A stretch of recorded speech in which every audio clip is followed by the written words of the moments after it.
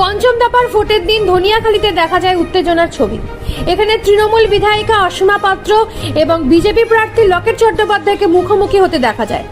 একে অপরকে দেখার পরই একদিক থেকে যেমন চোর স্লোগান, অন্যদিক থেকে ঠিক তেমনি ডাকাত স্লোগান শোনা যায়। এই ঘটনায় চরম উত্তেজনা দেখা যায় ধনিয়াখালী বিধানসভার ভোট গ্রহণ কেন্দ্রের সামনে। আমাদের বুথে ও কেন ঢুকেছে তার জবাব ওকে দিতে হবে।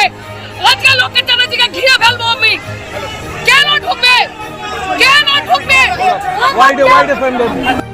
জানা যাচ্ছে আজ দুপুরের দিকে ধনিয়াখালী ভোট গ্রহণ কেন্দ্রের পরিদর্শনে গিয়েছিলেন বিজেপি প্রার্থী লকেট চট্টোপাধ্যায়। ধনিয়াখালীর বিধায়িকা অসীমা পাত্র বাড়ির সামনে গিয়ে চোর স্লোগান দিতে থাকেন বিজেপি কর্মীরা।